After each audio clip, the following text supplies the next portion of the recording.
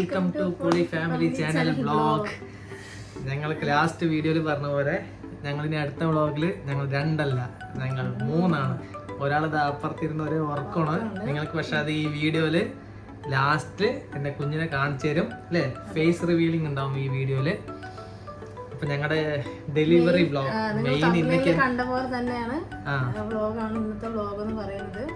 അപ്പൊ ഞാൻ നല്ല ഒരുപാട് കുറച്ചായി വരുന്നുള്ളൂ, റിക്കവർ ആയി വരുന്നു. ഞങ്ങൾ ഈ വ്ളോഗ് എടുക്കുമ്പോൾ തന്നെ ഏകദേശം ഇതൊരു 1 മന്തിന്റെ അടുത്തായി. അപ്പോൾ അതിന് ശേഷമാണ് ഞങ്ങൾ ഇപ്പോൾ എന്താ വെച്ച് കഴിഞ്ഞാൽ ഫേസ് റിവീലിംഗ്. കാരണം ഡെലിവറി വ്ളോഗ് ഞങ്ങൾക്ക് അധികം എടുക്കാൻ പറ്റിയില്ല. കാരണം എന്താ വെച്ച് കഴിഞ്ഞാൽ കുറച്ച് ക്രൂഷ്യൽ സിറ്റുവേഷനിലൂടെയാണ് കടന്നു പോയത്. ഫസ്റ്റൊക്കെ ഭയങ്കര ഇൻട്രസ്റ്റ് ആയിരുന്നു, പക്ഷേ കുറച്ച് തമിഴും സംസാരിക്കാം. നിങ്ങൾക്ക് അത്രയ്ക്ക് അറിയില്ല, എന്നാലും അഡ്ജസ്റ്റ് ചെയ്തിട്ട് കുറെ തമിഴ് ആൾക്കാർ സബ്സ്ക്രൈബേഴ്സ് പറയണ്ടായിരുന്നു തമിഴ് സംസാരിക്കും. ஏன்னா டெலிவரி vlog எங்களுக்கு எடுக்க முடியல நல்லா. ஏன்னா ரொம்ப crucial situation. Delivery room labour ரூமுக்குள்ள போற வரைக்கும் எனக்கோ ஸ்னேகா இவளுக்கோ ஒரு டென்ஷன் கிடையாது. ஆனா அதுக்கப்புறம் நடந்த கொஞ்சம் விஷயம் ഞങ്ങളെ ആക്ച്വലി എന്താ വെച്ചാൽ ഞങ്ങൾക്ക് എங்களுக்கு ഡേറ്റ് കൊടുത്തത് ഓഗസ്റ്റ് 20th தான்.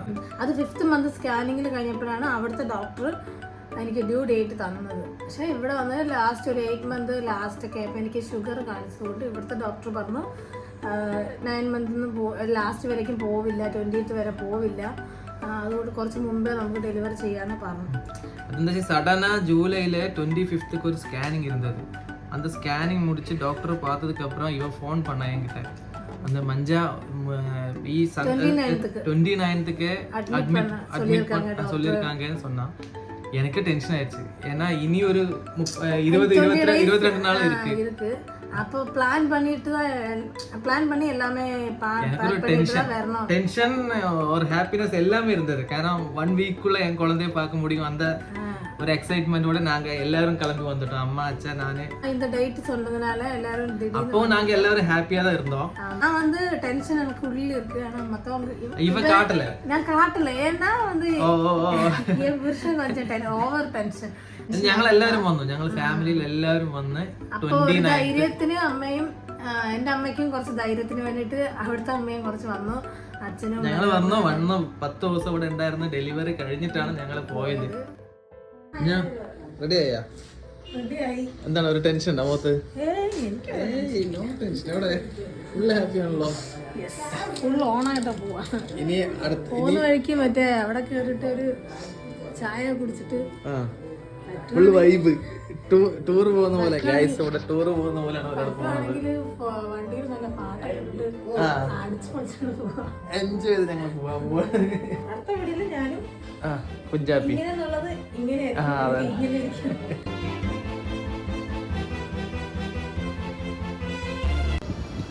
ഞാൻ ഹോസ്പിറ്റലിലെത്തി. അതിനൊക്കെ എന്തെങ്കിലും കഴിക്കണോ? നിന്റെ മുഖത്ത് ടെൻഷൻ അറിയണല്ലോ. ഞാൻ ഇവിടെ ടെൻഷനുള്ളത് ഞാനാ ഗൈസ്. എനിക്ക് എന്തോ ഒരു ഇത്ര ദിവസമില്ല, ഇന്ന് രാവിലെ മുതൽ ഒരു വല്ലാത്തൊരു ടെൻഷൻ. ഇന്ന് ടെൻഷൻ ആവേണ്ട ആവശ്യമില്ല. അഡ്മിഷൻ ഡേറ്റ് ആണ് നാളെ കഴിഞ്ഞ് 31st ഡേറ്റ് പറഞ്ഞേക്കണത്. 31st delivery date. ആര് പ്രസൻസ് ആക്കി വെച്ചിരിക്കണേ അല്ലേ? എനിക്ക് ചെറിയൊരു ആദ്യത്തെ എല്ലാ അച്ഛന്മാർക്കുള്ള ടെൻഷൻ തന്നെയാണ്. എൻ്റെ ജീവൻ്റെ ജീവനുമായിട്ടുള്ള ആളെ പറഞ്ഞത് പോയി വരുന്നവരെ എനിക്ക് ടെൻഷൻ തന്നെയാണ്. അതെല്ലാവർക്കും ഉള്ളത് തന്നെയാണ്. എൻ്റെ എന്തെങ്കിലും ഗ്രാഫ് ചെക്ക് ചെയ്യാൻ പറ്റും. അപ്പോൾ ഫുഡ് എന്തെങ്കിലും കഴിക്കാൻ പറ്റുന്നുണ്ട്. അച്ഛനമ്മയൊക്കെ അവിടെ ഉണ്ട്. ഞങ്ങളിതാ ഒരാൾക്കാണ് കൂടെ ഒരു ബൈസ്റ്റാൻഡറിനെ പറ്റുള്ളൂ. ഞങ്ങൾ അടുത്ത് തന്നെ റൂം എടുത്തിട്ടുണ്ട്. വിളിച്ച വെളിപ്പുറത്ത് വേണം വിട്ട റൂം എടുത്തിരിക്കുന്നത്. നോർമൽ ചെക്കപ്പ് അല്ല, குழந்தையோட கிராஃப் பார்க்க சொன்னாங்க. சரி அதை பார்த்துட்டு எல்லாம் ஓகே தான், பயப்படுறதுக்கு எதுவும் இல்லைன்னு சொல்லிட்டாங்க அவங்க. சரி அதுக்கப்புறம் வந்து டியூப் போட சொன்னாங்க. எதுக்காகன்னா டைலேஷன் கம்மியாக இருக்குது, அதனால உள்ளில் அதன டியூப் போட்டு വികസനം. ഇത് തമിഴിൽ என்ன சொல்றேன்னு தெரியல. അത് വികസിപ്പിക്കാൻ ഗർഭപാത്രം വികസിപ്പിക്കാനായിട്ട് ഒരു ട്യൂബ് ഇടും പറഞ്ഞു. അതായത് കുഴന്ത വരதுக்கு கொஞ்சம் டைலேஷன் கம்மியாக இருக்குது, சென்டிமீட்டர் கம்மியாக இருக்குது. 2 சென்டிமீட்டர்லேருந்து 10 சென்டிமீட்டருக்கு வரணும். அதனால கொஞ்சம் கம்மியாக இருக்கிறதுனால எனக்கு டியூப் போட சொல்லியிருந்தாங்க. சரி 13th 5 o'clock இயர்லி 5 o'clock தான் போட சொன்னாங்க. சரி அதெல்லாம் எனக்கு டென்ஷன், கொஞ்சம் டென்ஷன் இருந்தால் சரி. அதுக்கப்புறம் எனக்கு நார்மல் டெலிவரி ஆவில்லையோ விசாரிச்சு. நான் எல்லாமே ஓகே இருந்துச்சு. எல்லாமே ஓகே இருந்துச்சு. டைலேஷன் கம்மியா இருக்குன்னு சொல்லும்போது எனக்கு ஒரு டென்ஷன். நார்மல் எக்ஸ்பெக்ட் பண்ணிட்டு தான் போனோம். ஆனா டியூப் போட்டதுக்கு அப்புறம் டாக்டர் சொன்னாங்க நார்மல் டெலிவரி தான் உனக்குன்னு சொன்னாங்க. அப்போ ഞാൻ கொஞ்சம் എക്സൈറ്റഡ് இருந்துச்சு. Full tired. രാവിലെ 5 മണിക്ക് വന്നതാണ്. അപ്പൊ എന്തായിരുന്നു ടെസ്റ്റ്? ഞാൻ 5 മണിക്ക് ഇവൾക്ക് ഒരു ടെസ്റ്റ് ഉണ്ട്. എന്ത് ടെസ്റ്റ് ആയിരുന്നു അത്? ഞങ്ങൾ തൊട്ടടുത്ത് തന്നെയാണ് റൂം. PV ചെക്ക് ചെയ്യണം പറഞ്ഞു. കുട്ടിന്റെ അനക്കം നോക്കി. ഗ്രാഫ് ചെക്ക് ചെയ്തു.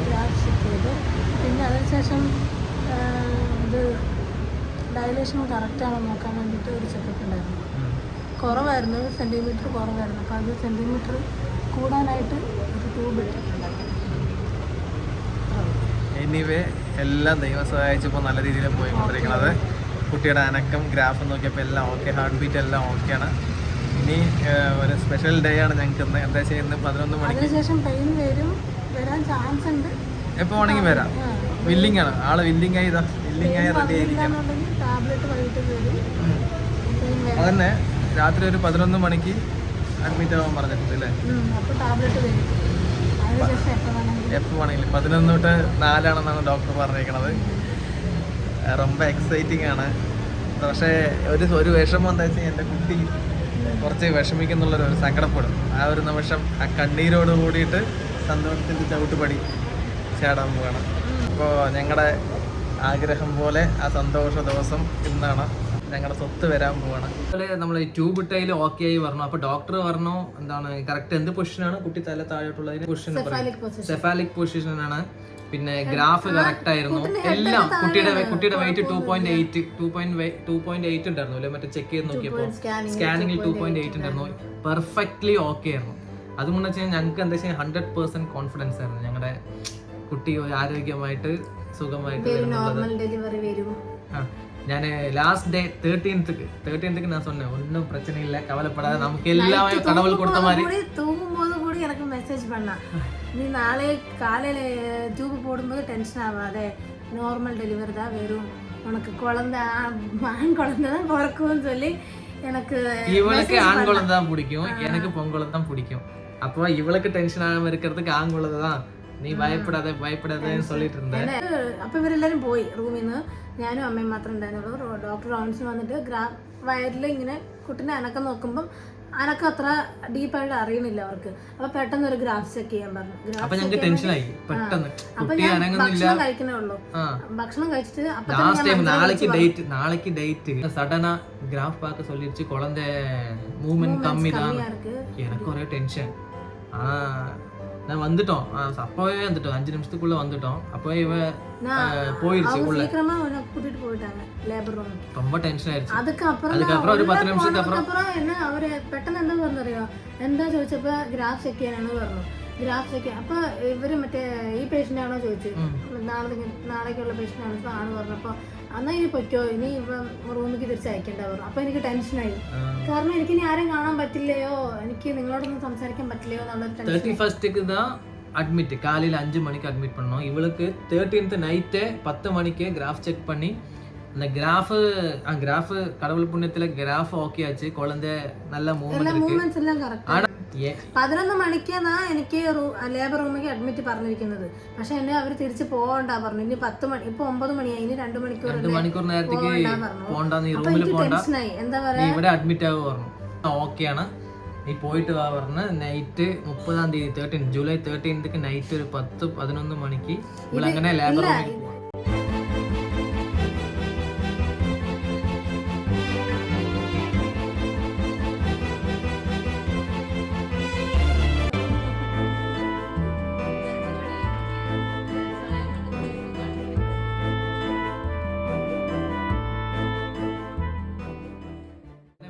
വെയിറ്റ് ചെയ്യുമ്പോൾ സിസ്റ്റർ വന്നിട്ട് പറഞ്ഞു കാലയിൽ ഒരു 5 മണിക്ക് ഒരു ബന്നും ചായയും വാങ്ങിക്കൊണ്ട് വാങ്ങ சொன்னியாச்சு. அப்போ எங்களுக்கு ஒரு டென்ஷன், எங்களுக்கு இது எக்ஸ்பீரியன்ஸ் கிடையாது. அப்போ எனக்கு ஒரு டென்ஷன். 5 மணிக்கு ப்ரெட்டும் அந்த சாயும் வாங்கிட்டு வரான் പറഞ്ഞു. அப்போ அதுக்குள்ள குழந்தை வந்திருக்குமோ, எந்த 5 மணிக்குள்ள என் கையில் குழந்தை இருக்குமோன்னு ஒரே ஒரு எக்ஸைட்மெண்ட். அப்படியே டென்ஷன் எடுத்து வெளியில உட்கார்ந்தா ஃபோன் பண்ணியா எல்லாருக்கும் சொல்லியாச்சு. காலையில் 5 மணிக்கு குழந்தை பிறக்கும், 5 மணிக்கு குழந்தை பிறக்கும் ஃப்ரெண்ட்ஸுக்கு எல்லாம். அதுக்கப்புறம் நர்ஸ் வந்து ஏன் இங்கே உட்காடுறீங்கன்னு கேட்டேன்.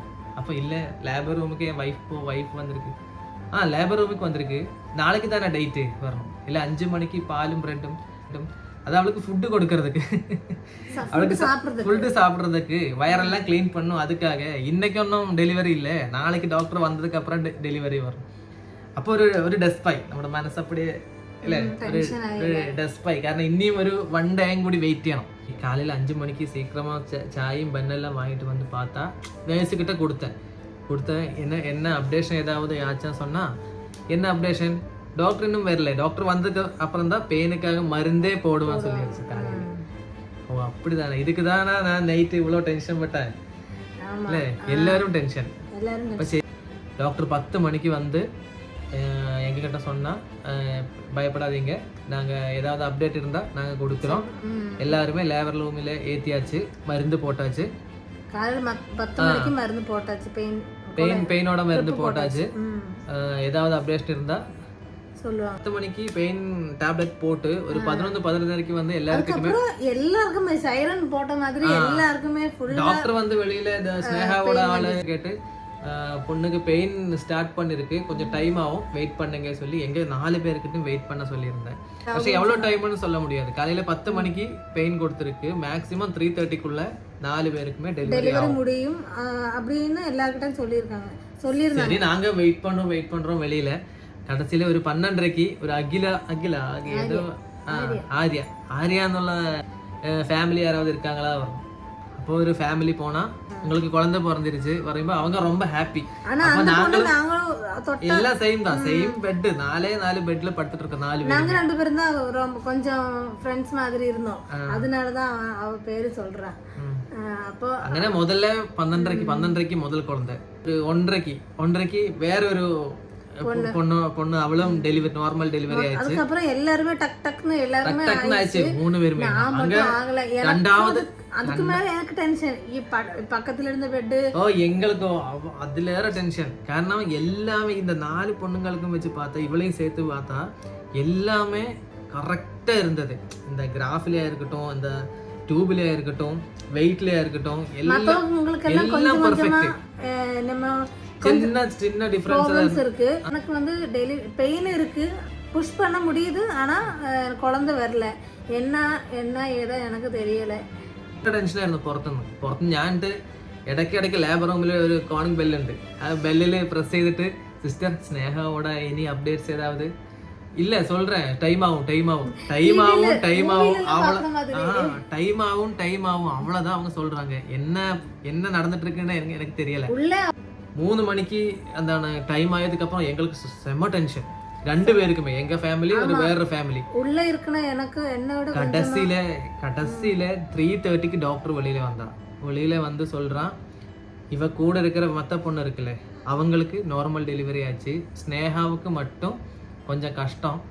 എനിക്ക് അങ്ങനെ സ്റ്റക്കായി എന്ത് ചെയ്യണമെന്ന് അറിയില്ല. ஆனா உள்ள எப்படின்னு தெரியுமா, உள்ள வந்து டாக்டர் ஒன்றும் இல்லை, நிறைய டாக்டர்ஸ் இருந்தாங்க. அவங்க வந்து ஸ்னேகா புஷ் சொன்னாங்க. எனக்கு வந்து புஷ் பண்ண முடியுது, ஆனால் வந்து என்ன எனக்கு உள்ளில மைண்ட்ல ஃபுல்லா டென்ஷன் ஆயிடுச்சு. எனக்கு மற்றவங்க டெலிவரி ஆயிடுச்சு. 3:30க்கு டாக்டர் வந்து சொல்றான், ஒரு 1/2 hour கூடி பார்க்கலாம், நமக்கு ட்ரை பண்ணி பார்க்கலாம் சொல்லி உள்ள போயிருச்சு. எனக்கான உட்காரவும் முடியல, நடக்கவும் முடியல, ஸ்வெட்டிங் வருது. என்னது எல்லாருக்கும் டென்ஷன். எல்லாரோடையும் ஃபேஸ் பார்த்து കഴിഞ്ഞാൽ அப்படியே ஏதோ பிரமிச்ச மாதிரி இருந்தது. நேற்று வந்துட்டு ஸ்னேகாவோட ஹஸ்பண்ட் யாரு சொன்னான். அப்போ நான் தான் வரணும், ஸ்னேகா விളിக்கணும், ஸ்னேகா உள்ள கூப்பிடுறான், அவங்க ஏதோ பேசணுமா அவளுக்கு சொல்லி நான் உள்ளே போனான். உள்ளே போய் பார்த்தா ஒரே அழுகை, பெயின். எனக்கு பார்க்கும்போதே மனசே உடஞ்சிது. என்னன்னா நான் சொல்றேன், அது வந்து டாக்டர் வந்து அடிக்கடி பிவி செக் பண்ணிட்டே இருக்காங்க. குழந்தை ஹெட் எப்படி எங்கே வந்துருச்சு, எவ்வளோ வந்துருச்சு செக் பண்ணிட்டு இருக்காங்க.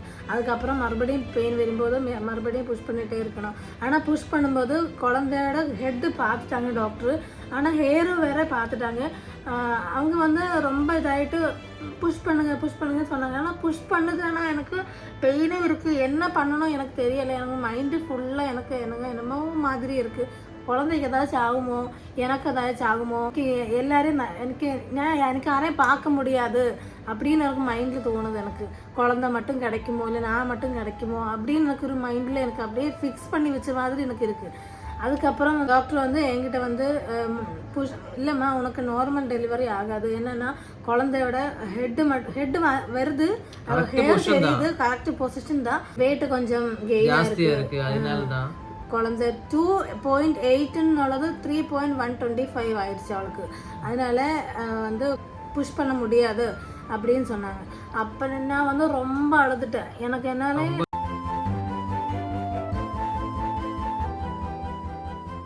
அழுது இவன் என்ன பார்க்கணும் சொல்லி கூப்பிட்டான். அதுக்குள்ள லேபர் ரூம்க்கெல்லாம் யாருமே அலோவ் பண்ண முடியாது அந்த ஹாஸ்பிட்டல்ல. ஆனா இவ அழுததுனால அந்த டாக்டர் என்ன மட்டும் அதுதான் எவ்வளோ பெயின் எடுத்து நான் வந்து ஸ்ட்ரெயின் பண்ணி என் குழந்தை எப்போ கிடைக்கும், எல்லாரும் மாதிரி எனக்கு இப்போ கிடைக்கும் அப்படி இருக்கும்போது டாக்டர் வந்து திடீர்னு சொல்லும்போது எனக்கு ஒரு மாதிரி ஆயிடுச்சு. அதுக்கப்புறம் எனக்கு யாரையும் பார்க்க முடியாது, எனக்கு எல்லாரையும் നഷ്ടപ്പെടും എന്നൊക്കെ ഒരു മനസ്സിൽ എനിക്കുണ്ടായിരുന്നു. ഇപ്പോൾ ഡോക്ടർ വന്ന് ബൈസ്റ്റാൻഡർ സംസാരിക്കണോ ചോദിച്ചു. ഞാൻ സംസാരിക്കണം പറഞ്ഞു. അപ്പോൾ ഡോക്ടർ മഞ്ജുനടുത്ത് വന്നിട്ട് വിളിച്ചിട്ട് ചോദിച്ചു. ഉള്ളിൽ വന്നു കഴിഞ്ഞാൽ അവള് ഒരേ കരച്ചില് വലി கையில பிடிச்சு ஒரே பெயின் வந்து கத்துறா. டாக்டர் என்கிட்ட சொல்றா மேக்ஸிமம் நாங்களும் ட்ரை பண்ணியாச்சு, அவளை அந்த குழந்தையும் அதெல்லாம் ஸ்னேகா இவளும் மேக்ஸிமம் அவளால் முடிஞ்ச வரைக்கும் அவளை ட்ரை பண்ணியாச்சு. எப்படின்னு தெரியல, கொஞ்சம் வெயிட் இருந்துருச்சு, அதனால ஒன்றும் பண்ண முடியல. நமக்கு ஒரு 10 நிமிஷம் கூட பார்க்கலாம், இல்லைன்னா சிசேரியன் பண்ணிடலாம். அதுதான் குழந்தைக்கும் இவளுக்கும் சேஃப்னு டாக்டர் 100% ஷூரா சொன்னாங்க. அதனாலதான் எனக்கு டாக்டர் பேசும்போது இவன் வலியில கத்துறான். எனக்கு அப்படியே அந்த டைம் இப்பவே ஆலோசிக்கும் போதே ஒரு மாதிரி இருக்கு. எனக்கு கான்ட்ராக்ஷன் வந்துட்டே இருக்கு, அதனால நான் வந்து கத்திட்டே இருக்கா. இவன் வந்து திடீர்னு வந்து இல்லம்மா நீ பயப்படாத, நான் இருக்கேன், நீ பயப்படாத. அப்ப நான் அப்பவே சொன்னேன் டாக்டர் கிட்ட, நீங்க பண்ணுங்க டாக்டர், பிரச்சனை இல்லை. ஆனால் குழந்தைக்கு காரணம் ஒருபாடு புஷ் பண்ணும்போது குழந்தையோட ஃபேஸு தான் அடியில், அது வந்து மூக்கில் அடைச்சி കുട്ടിക്ക് ശ്വാസം മുട്ടും. അതുകൊണ്ട് കുട്ടി അധിക നേരം ഇങ്ങനെ വെക്കാൻ പറ്റില്ല, ഡേഞ്ചറാണ്, കുട്ടിക്കും ഡേഞ്ചറാണ്, അമ്മയ്ക്കും ഡേഞ്ചറാണ്, നമുക്ക് പെട്ടെന്ന് ചെയ്യാൻ പറഞ്ഞു. അപ്പം ഞാൻ വീട്ടുകാരടുത്തൊന്നും ചോദിക്കാൻ നിന്നില്ല, കാരണം ഈ ഡിസിഷൻ ഞങ്ങൾ എടുക്കേണ്ട ഡിസിഷനാണ്, ഞങ്ങൾ രണ്ടുപേരും എടുക്കുന്ന ഡിസിഷനാണ്. ഞങ്ങൾ അപ്പം തന്നെ പറഞ്ഞു ഡോക്ടറിൻ്റെ അടുത്ത്, ഓക്കെ ഡോക്ടർ നിങ്ങൾ ചെയ്തോളൂ പറഞ്ഞു. അങ്ങനെ ഞങ്ങൾ പുറത്ത് വന്ന് പറഞ്ഞപ്പോഴേക്കും എല്ലാവരും ഒരേ കരച്ചിലായി, ഒരേ സങ്കടം. കാരണം എല്ലാം കൊണ്ടും പെർഫെക്റ്റായി ആ ഒരു നിമിഷം. അതാണ് എന്തും നമ്മൾ വിചാരിക്കുന്ന പോലെയല്ല, ഈ പ്രസവം മാത്രം ഒരു കുട്ടി ജനിക്കുമ്പോൾ ഇവളുക്കും ടെൻഷൻ ഇല്ല. ഇവളും പറയണത് ഇവള് അഴുകുറ, എതുക്ക് അഴുകുറാന്നാ ഇവൾക്ക്. ഞാൻ சொல்றேன், நீ ஒரு 10 நிமிஷம் வெயிட் பண்ண, நம்ம குழந்தை வந்ததுக்கு அப்புறம் உனக்கு எல்லாமே மாறிடும், இந்த அழுகை எல்லாம் மாறிடும். ஆனா இவளுக்கு ஒரே டென்ஷன். என்கிட்ட சொல்றான், എന്താണ് മഞ്ജ நான் ட்ரை பண்ணாம இல்லை மஞ்சா, மேக்ஸிமம் ட்ரை பண்ணேன். நான் பரவாயில்லடி, நீ எதுக்கு என்கிட்ட சொல்ற, நீ பரவாயில்ல, எனக்கு தெரியும் நீ ட்ரை பண்ணாம இல்லை. டாக்டர் சொல்றான் இவ ட்ரை பண்ணாம இல்லை. அது என்னன்னா இவன் வந்து என்ன குத்தம் சொல்லுமோ அப்படின்னு எனக்கு ஒரு மாதிரி. எதுக்கு குத்தம் சொல்லணும்? കാരണം ലാസ്റ്റ് ഡേ വரைக்கும் நான் 100 வாட்டி சொல்ல, உனக்கு நார்மல் டெலிவரினா எல்லாமே ஓகே ஆயிடுச்சு, நம்ம குழந்தை பெர்ஃபெக்டா வரும் எல்லாமே ஓகே ஆயிடுச்சுன்னு சொன்னா. அதனால தான் இவளுக்கு ஒரு குற்றபோதம். டாக்டர் அசிஸ்டன்ட் கூட இருந்தாங்க, அவங்க வந்து திடீர்னு வந்து என்ன பெயின் வரும்போது அவங்க செக் பண்ணிட்டு என்ன சொன்னாங்கன்னா, ஸ்னேகா பக்கத்தில் உள்ள பெட்டில் உள்ளவங்க எல்லாம் டெலிவரி ஆச்சுன்னு, ஸ்னேகா மட்டும்தான் இருக்கு, ட்ரை பண்ணுன்னு சொல்லும்போது எனக்கு ஒரே அழுகு. என்னன்னா எனக்கு ஏதோ நான் வந்து லைஃப்ல ஃபெயில் ஆயிட்டோம் அப்படின்னு ஒரு மாதிரி. எனக்கு நம்ம இன்டர்வியூக்கெல்லாம் போவோம், இல்லைன்னா காலேஜ் கிளாஸ் அந்த மாதிரி எல்லாம் எக்ஸாம் பண்ணி ஃபெயில் பண்ணதுக்கு நம்ம மீட்டர் எவ்வளவு நல்ல டாக்டர் தெரியுமா. கடைசியில இவளுக்கு சிசேரியன் பண்ண ரூம் ஷிஃப்ட் பண்ணும்போது, ஆப்ரேஷன் தியேட்டர்ல கொண்டு போகும்போது இவனுக்கு எனக்கு நல்ல பெயின் வருது, வேற மாதிரி தெரியுது வரப்ப டாக்டர் கிளவுஸ் எல்லாம் எடுத்து வச்சா. டாக்டர் மறுபடியும் கிளவுஸ் போட்டு இன்னொரு வாட்டி செக் பண்ணிட்டு போறோம், கடைசியில கூட்டிட்டு போறோம்னு சொல்லிட்டு கடைசியில் இன்னொரு வாட்டி கூட செக் பண்ணிட்டு தான் எனக்கு அங்கே ஆப்ரேஷன் தியேட்டருக்கே கூட்டிட்டு போனோம். டாக்டர் அவ்வளோ நல்ல ஒரு டாக்டர். அதுக்கப்புறம் எங்களுக்கு என்ன சங்கடம்னா, இப்போ சிசேரியன் ஃபர்ஸ்ட் முதல்ல சிசேரியனா இருந்தா பிரச்சனை இல்லை, 10 நிமிஷத்துக்குள்ள முடிஞ்சிடும். இவ்வளோ வலி காலையில 10 மணிலிருந்து 4 மணி வரைக்கும் அந்த வலி எல்லாம் தாங்கி கடைசியில் அந்த சிசேரியன் அந்த வலியும் தாங்கும். நாங்க என்ன எல்லாரும் வலி இல்லாம தான் பெத்ததா அப்படி இல்ல. எங்களை பொறுத்த வரைக்கும் எனக்கு ஒரு சங்கடம் தான், കാരണം 2 வலியும் இப்ப தாங்கணும்ல, எக்ஸ்பீரியன்ஸ் தானே, அதனால நாங்க அது சொல்றோம். நீங்க எப்படி நினைச்சாலும் அது எனக்கு. അങ്ങനെ കടസിയിലെ 4:30 ഓപ്പറേഷൻ തിയേറ്ററിൽ കയറി എത്ര മണിക്കണം? 4:49 എങ്ക ദേവത മഹാലക്ഷ്മി വന്നു.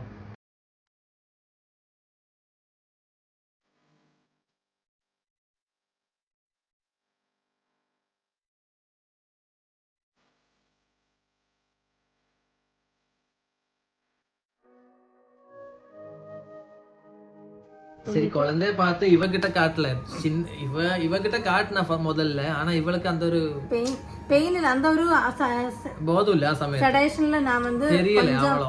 அப்ப இவ அழுதுட்டே இருக்கா. நான் ஆபரேஷன் தியேட்டர்ல இருந்து வெளியில வரும்போது இவ அழுறா. இது நம்ம குழந்தைய பாத்தியா, சின்னதா பார்த்தேன் மஞ்சா. ஆனா எனக்கு நார்மல் டெலிவரி பண்ண முடியல, அதுதான் நினைச்சிட்டு இருக்கா ஃபுல்லா. ஆபரேஷன் தியேட்டர்ல அதுதான் சொல்றான் டாக்டர். சொல்றான் பரவாயில்ல, அதுக்கு என்ன, எல்லாருமே 100-80 பேரும் அப்படிதான் சிசேரியன் தான் பண்றாங்க, என்ன அதுக்கு வந்துட்டு டாக்டர் திட்டுறான்ல சொல்றா. அது ஒரு டென்ஷன். அதுக்கப்புறம் நம்ம தேவதை, நம்ம லிட்டில் பிரின்சஸோட ஃபேஸ் பார்த்தால இந்த வலியெல்லாம் ஏதோ கடவுள் புண்ணியத்துல அதுக்கப்புறம் எனக்கு மறுபடியும் என்ன எல்லாம் ഓക്കേ ആയി. ഞങ്ങളുടെ സങ്കടം പിന്നെയും മാറിയിട്ടുണ്ടായിരുന്നില്ല. എന്താ വെച്ച് കഴിഞ്ഞാൽ ഞാനൊക്കെ ഭയങ്കരമായിട്ടുള്ള സങ്കടം അന്നാണ് അനുഭവിച്ചത്. എന്താ വെച്ച് കഴിഞ്ഞാൽ ഇവളെ ലേബർ റൂമിൽ കൊണ്ടുപോയി, കുട്ടീനെ NICUവിൽ കൊണ്ടുപോയി. സംഭവം സിസേറിയൻ കഴിഞ്ഞാൽ എല്ലാം ഓക്കെയാണ്, കുട്ടി ജനിച്ചും കഴിഞ്ഞു. പക്ഷെ ഞങ്ങൾ പുറത്ത് അപ്പോഴും ഞങ്ങൾക്ക് ആരുമില്ല. എനിക്കാണെങ്കിൽ സങ്കടം സഹിക്കാൻ പറ്റുന്നില്ല. കാരണം എനിക്ക് ഇവളെയും പാക്ക മുടിയാതെ കുഴന്തയും പാക്ക മുടിയാതെ രണ്ടുപേരെയും പാക്കണമെന്നാൽ 24 hours കഴിയണം. എന്താ ചോദിച്ചു കുട്ടിനെ? എനിക്ക് ഞാൻ ഇത്ര നേരം കണ്ടോളൂ, ഇവരും ഇത്ര നേരം കണ്ടു. അല്ല, അത് പൊതുവെ എല്ലാവരും സിസേറിയനൊക്കെ ചെയ്ത് ഇതേപോലെ വൺ ഡേ അവർ NICUവിൽ. അങ്ങനെയല്ല, ഞാൻ ചോദിച്ചു നോർമൽ ഡെലിവറി ആണെങ്കിൽ 4 hours ഉണ്ടാവും ലേബർ റൂമിൽ, പേഷ്യന്റും കുട്ടിയും അവിടെ ഉണ്ടാവും. അത്ര ഇൻക്യുബേറ്ററിൽ കുട്ടിക്ക് ചൂട് കുടിക്കാനായിട്ട് ഒരു 4 മണിക്കൂർ വെക്കും, അത്ര ഉണ്ടാവുള്ളൂ. 4 മണിക്കൂർ കഴിഞ്ഞാൽ പിന്നെ നമുക്ക് റൂമിലോട്ട് നമ്മളെ ഷിഫ്റ്റ് ചെയ്യും. ഇതിപ്പോൾ എനിക്ക് ഷുഗർ ഉണ്ടായിരുന്നത് കൊണ്ടും ഓപ്പറേഷൻ ആയതുകൊണ്ടും എമർജൻസി C-സെക്ഷൻ ആയതുകൊണ്ട് കുട്ടിക്ക് NICUവിൽ മാറ്റേണ്ടി വന്നു. എനിക്ക് ഒരു ദിവസം അവിടെ ലേബർ റൂമിലും കുട്ടിക്ക് NICUവിലും കിടക്കേണ്ടി വന്നു. അതിനുശേഷം ഞാൻ എനിക്ക് ഡോക്ടറെ സിസ്റ്ററിൻ്റെ അടുത്ത് ഞാൻ ചോദിച്ചു, എനിക്ക് കുട്ടീനെ ഒന്ന് കാണിച്ചു തരുമെന്ന് ചോദിച്ചപ്പോൾ ഇല്ല, നാളെ ഒരു ദിവസം തന്നെ കഴിയണം, നല്ല തന്നെ കാണിച്ചു തരുന്നില്ല. അപ്പം അപ്പുറം ഇവ വന്ന് എന്നെ പാക്കണമെന്ന് சொல்லி அவங்க സിസ്റ്റർ கிட்டலாம் கெஞ்சினாங்க. நான் கெஞ்சினேன், என் பொண்டாட்டி என் வைஃபை கொஞ்சம் காட்ட விடுங்க, லேபர் ரூம்ல அந்த உள்ள அலௌடு இல்ல, என்கிட்ட இல்ல, ஆனால லேபர் ரூம்ல அலௌடு இல்ல, நீங்க புரிஞ்சுக்கோங்க சொன்னா. ஆனா எனக்கு கம்பல்சரியா பார்க்கணும், ஒரே ஒரு தடவை பார்க்கணும் சொல்லி 3 வாட்டியும் வந்து கேட்டுட்டே இருந்தாங்க. அந்த நர்ஸ் உள்ள போய் இவங்கிட்ட சொல்றா, உன் புருஷன் கத்திட்டே இருக்கா, உன்னை பார்க்கணும் சொல்லி. இவளும் சொல்றா ஒரு வாட்டி கொஞ்சம் காட்டுங்க சொல்லிட்டு அவ்வளோ டிஸ்டர்ப் பண்ணி நர்ஸ், அந்த நர்ஸ் சிரிச்சுட்டே வேற உள்ள இருந்தேன். எனக்கு பார்க்கும்போது தெரியும். கடைசியில நீ வா, ஒரு 2 நிமிஷம் பார்த்து அப்பவே போனோம், சீக்கிரம் போலாம் சொல்லி நான் உள்ள போய் சத்தியமா லேபர் ரூம்ல யாரே அலௌட் இல்ல, யாருக்குமே அலௌட் இல்ல. காரணம் அங்க எல்லாம் வேற பொண்ணுங்க எல்லாம் படுத்துட்டு இருக்கு, எங்க எப்படி அலௌட் பண்ண முடியும் எங்களை? அதுக்கப்புறம் பார்த்து நான் சின்ன ட்ரைனிங்ல கொஞ்சம் குழந்தைங்க எல்லாம் ஸ்டூடெண்ட்ஸ் எல்லாம் அங்க இருந்தாங்க. அவங்க எல்லாம் ചേച്ചിയുടെ ഹസ്ബൻഡ് ഞങ്ങളുടെ അടുത്തൊക്കെ ചോദിക്കണു, ചേച്ചിക്ക് എങ്ങനെയുണ്ട്, ചേച്ചിനെ കാണാൻ പറ്റുമോ, ചേച്ചിനെ കാണാൻ. ചേച്ചിയുടെ ഹസ്ബൻഡ് ഡെലിവറി முடிஞ்சதுக்கு அப்புறம் இவங்க ரெண்டு பேரும் பார்க்க முடியும் ஒரு நாள், எப்படி இருக்கும்? ഇവള് അടുത്ത് നിന്നിട്ട് ഇവള് ഓക്കെയാണ്, വേറെ പ്രശ്നമൊന്നുമില്ല, വേദന കുറച്ച് കുറവുണ്ട്, ഞാൻ പറഞ്ഞു പേടിക്കണ്ട, കുട്ടിനെ കാണിക്കും, നാളെ നിന്നെയും കുട്ടിനെയും രണ്ടുപേരെയും ഒരുമിച്ച് നമുക്ക് റൂമിലേക്ക് ഷിഫ്റ്റ് ചെയ്യാം. അതിനുശേഷം കുട്ടി, ഞാനും നീ എല്ലാവരും കൂടി നമുക്ക് ഹാപ്പി ആയിരിക്കും. ഈ ഒരു 2 ദിവസം അനുഭവിച്ചതൊക്കെ നമ്മൾ ആ സമയത്ത് മറക്കെന്ന് പറഞ്ഞു. ഇതേപോലെ ഒരു ക്രൂഷ്യൽ സിറ്റുവേഷൻ ആയിരുന്നു. പക്ഷെ ഞങ്ങൾ എത്രത്തോളം ഈ വീഡിയോയിൽ പറയുമ്പോൾ ഞങ്ങൾക്ക് അറിയുന്നുള്ള അറിയില്ല. പക്ഷെ ആ ഒരു സിറ്റുവേഷനിൽ നമ്മുടെ ഫാമിലിയിലുള്ളവർ ആരെങ്കിലും ആണെങ്കിലാണ് അതിൻ്റെ ഒരു ഇത് അറിയുള്ളൂ. കാരണം നമുക്ക് എല്ലാം ഓക്കെ ആണ് വേണ്ട ആ സമയത്ത് ഡിസിഷൻ എടുക്കാൻ, എന്ത് ഡിസിഷൻ എടുക്കണം എന്ന് അറിയില്ല. കാരണം മൈൻഡ് ഔട്ടായി പോകും ഒരു നിമിഷം. എല്ലാരും പ്രഗ്നന്റ് ആവണമെന്നൊക്കെ ഒരു ഹാപ്പി ആയിട്ട് ചിരിച്ചിട്ട് പോയിട്ട് വരല്ലേ. പക്ഷെ ആ ഒരു അതിനുള്ളിൽ എങ്ങൾക്ക് ഇവൾക്ക് കൊഞ്ചം കഷ്ടമായിருக்கு. ഒരു ലൈഫ് ടൈം എനിക്ക് ഇതേപോലെ ഒരു എക്സ്പീരിയൻസ് മുതലതാ ഇത്. ഇതേമാതിരി 24 മണിക്കൂർ എങ്ങനെ കടന്നു പോയി എന്നുള്ളത് എനിക്കേ അറിയില്ല സത്യം പറഞ്ഞാൽ. ആ ഒരു ടൈം ഇപ്പോഴേ നനച്ചു பார்த்தாலும் குழந்தை ரொம்ப அழுதுட்டு இருக்கு. அதனாலதான் அந்த டைம் இப்ப கூட நினைச்சு பார்த்தாலும் எனக்கு சொல்றதுக்கே இல்லை. நீங்க வீடியோல பாருங்க, உங்களுக்கு இந்த நம்ம குழந்தைய காட்டுறேன், நீங்க அதுவும் பாருங்க.